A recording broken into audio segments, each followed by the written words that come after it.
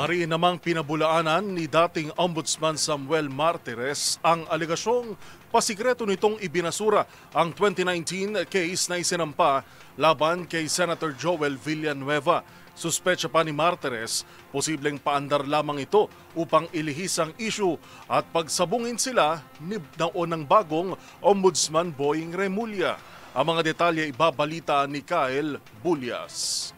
Walang secret decision. Yan ang iginiit ni dating Ombudsman Samuel Martires kaugnay ng pahayag ng kasalukuyang Ombudsman na si Boying Remulla tungkol naman sa pagbasura sa dismissal case laban kay Senator Joel Villanueva. Sa panayam ng DZRH News, ipinaliwanag ni Martires na hindi naman ito itinago ang desisyon, kaya ipinagtataka nito kung saan umano nakuha ni Remulla ang impormasyon na ito'y isinikreto.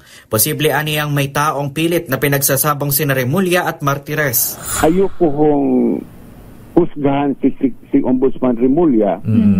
Para ang tingin ko lang, may mga taong pinagsasabong kami ni Ombudsman Remulla. Hindi ko ho alam kung sino nagsabi sa kanya na mayroong sikretong desisyon. Pag tinignan ho ni Ombudsman Remulla yung aming tinatawag na case management system, nandun ho yun. Pag kinuha niya yung records ho, sa record sa division namin, ng kaso ni Joel Villanueva, nandun po yun, kompleto yun.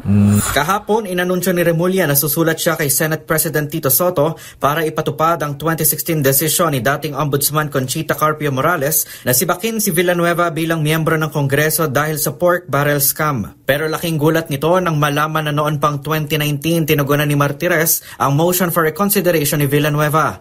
Ayon kay Remulla, ngayon lamang lumabas ang ulat na naibasura na pala ang naunang kaso at maging si Villanueva ay hindi naglabas ng statement ukol dito. Sa panig naman ni Martires, ang hirap pong hagilapin magpa-interview.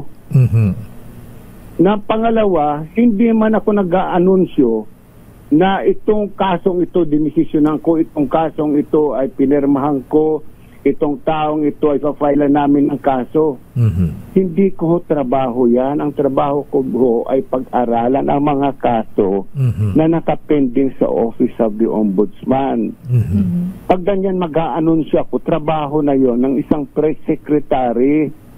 At hindi naman ang katungkulan ko ay press secretary o announcer o reporter. Ang katungkulan ko ay ombudsman. Pag-aralan ho yung mga kaso na kapending. Tingnan yung mga administratibong mga bagay na nakatenga sa ombudsman. Yun ho ang trabaho ko. Ayon pa sa dating ombudsman, ang batayan nito sa pagbasura sa kaso ni Villanueva ay ang resulta ng investigasyon ng NBI. Iginit din nito na sa buong panunungkulan niya bilang ombudsman ay kailanman hindi siya namulitika. Para sa MBC TV Network News, ito si Kyle Bulias ng DZRH. Una sa Pilipinas, una sa Pilipino.